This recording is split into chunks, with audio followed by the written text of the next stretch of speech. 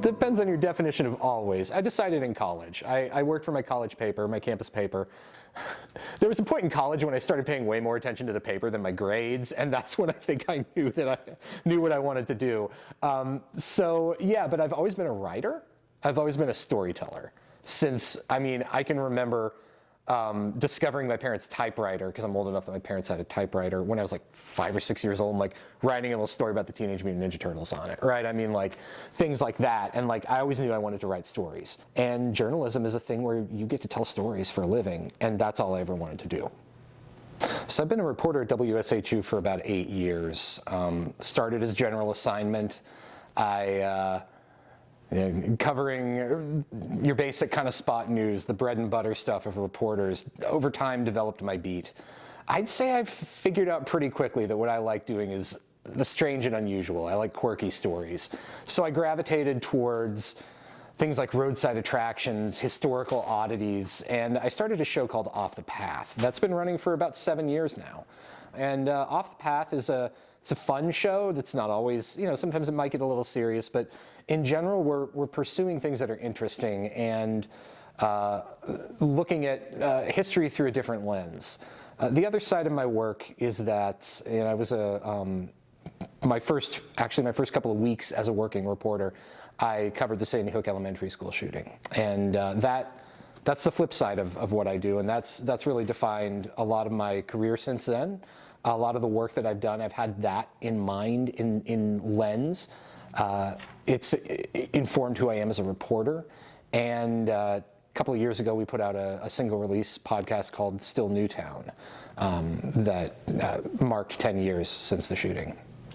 I think after the shooting, a lot of reporters descended on Newtown, hundreds probably from all over the world. And unfortunately, a lot of them had done this kind of thing before and would go on to continue to do it. Reporters whose beats were school shootings or mass shootings is pretty common.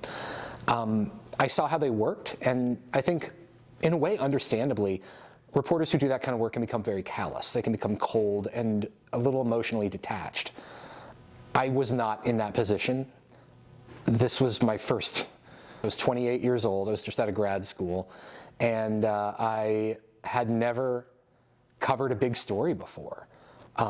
So for me, I didn't have the opportunity to be emotionally removed. It was also the community that my job was to cover the community, not to report for a national audience, which is a very, very important distinction. As a reporter, you have to think about your audience. And my audience was a group of people who were shocked and grieving, largely.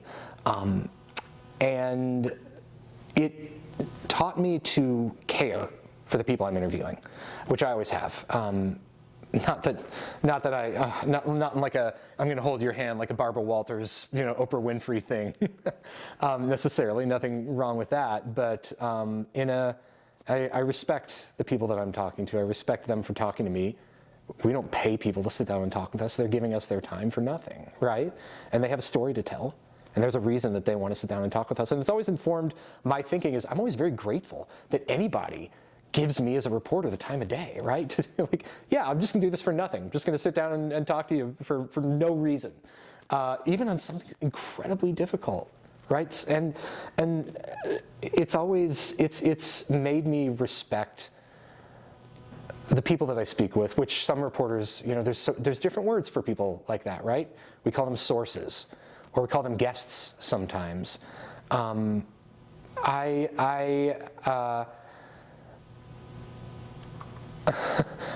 don't like putting a name on them necessarily, right? I like to just think of them as people that are giving us their time to sit down and talk with us. That's always sort of informed what I do, which I guess makes me a little more of one of those human first journalist second people. But I'm also not somebody who, I'm not what you'd call like a big data reporter, right? Like I'm not a number crunching kind of reporter. I like telling stories, and that's usually people's stories.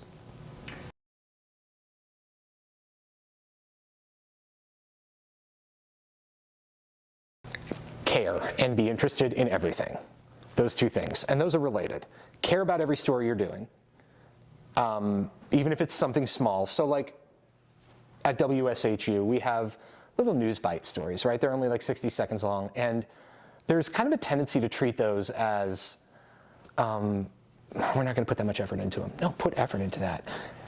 Especially with radio, but this is true in any medium, you don't know when people are paying attention to you. And you could drop a little kernel of information in somebody's head that they're going to remember for the rest of their life. So you need to be very detail-oriented and never be sloppy in your work. And the second, and this is actually more important, this is the one thing that I absolutely, your job as a journalist is to be interested in everything. Every single thing that comes in front of you. Nothing is boring. There is no such thing as a thing in the world that is boring. That does not happen. Things are only boring if you are not paying the right kind of attention to them. Pay attention, care, be interested in everything. That's what a journalist is. And if you can't do that, like, honestly, there's a lot of other great jobs in the world. If you're not somebody who can be interested in what's in front of you and find something that you love about what's in front of you, then that's the heart of what being a journalist is. And you're not going to, I don't think you'll be able to have the kind of a career that is going to make you happy if you can't look at a thing and just immediately find what's interesting about it.